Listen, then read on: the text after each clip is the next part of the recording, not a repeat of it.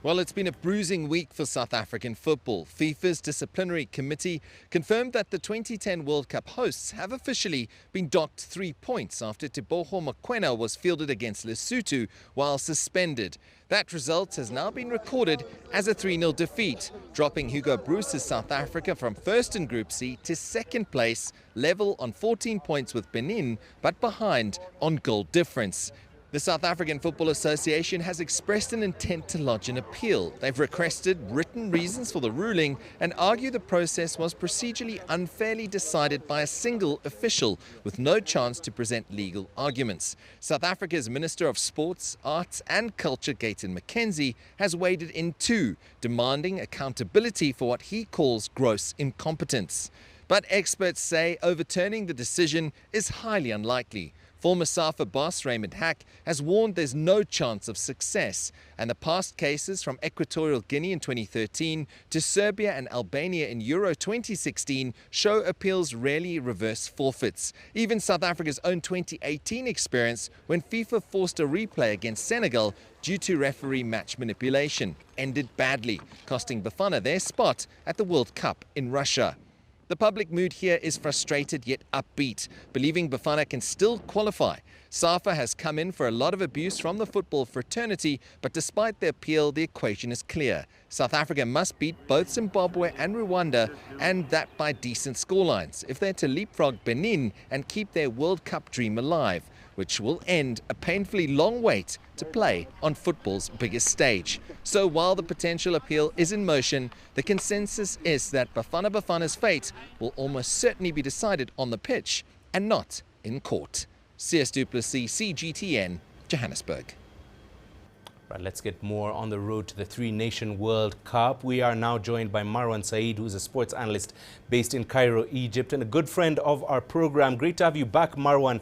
To start us off, how do you think FIFA's decision will affect Bafana Bafana as they now seek to return to the World Cup for the first time since hosting it back in 2010? Must be a big blow for the Bafana Bafana. Obviously, they were in a very good position to qualify for the World Cup, but now they see themselves in a tough position where the three teams surrounding Bafana Bafana have an advantage now. We're looking at Benin, we're looking at Nigeria, who have their hopes up again, and even Rwanda. So it's not an ideal situation for the Bafana Bafana, even though their results were good, but it doesn't seem like an appeal will actually affect anything. I think they will have to sort out their matters on the pitch.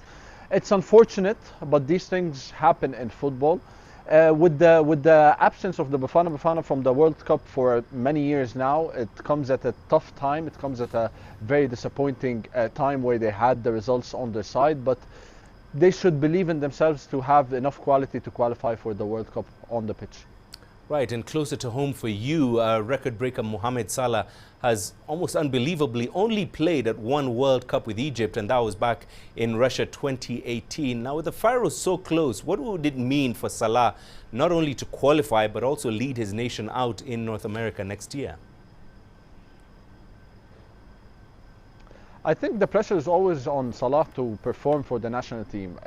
There's a big comparison here that is done always with Salah and players like Abu Trika, players like Hussam Hassan, where they always say, okay, Salah is a big player, he might be our best ever player, but what has he actually done for Egypt, for the national team? All his exploits were abroad. Nothing was actually done for the country, nothing was done for a club in his home country. So there's always this added pressure on Salah to perform and to take Egypt to the next level, whether to win the AFCON or to qualify to the World Cup. He was lucky enough to score the goal that made us qualify to the World Cup after many years of absence. An expanded World Cup would mean that Egypt have a bigger chance to qualify to the World Cup. But if we remember, we had a very disappointing run out in Russia. So even though we may qualify to the World Cup, the Egyptian people are now looking for results in this World Cup and not just to go there and lose 3 games like it happened before.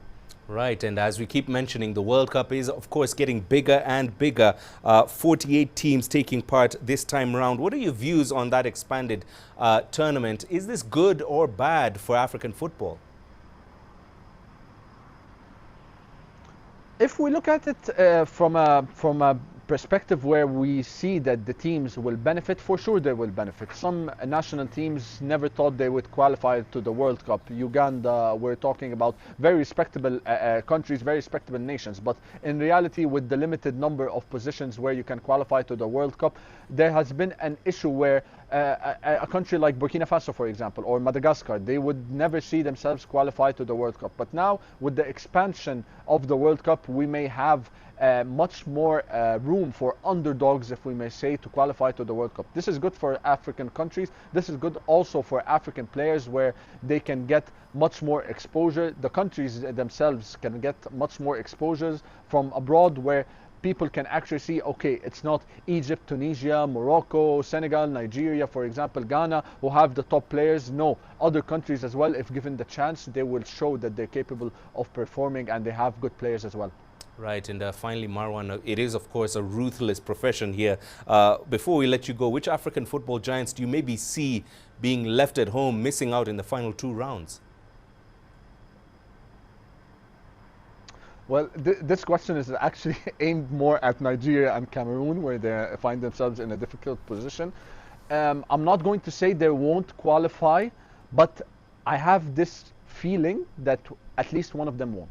I may be right, I may be wrong, but we just have 2 games left, and 2 games must be won to actually have the chance to qualify. It's a difficult position where some teams find themselves, but I'm more interested actually in the underdogs that are performing and may qualify to the World Cup. But it would be a very big miss if one of those nations do not qualify. But they have qualified before, maybe leave room for other teams that have not.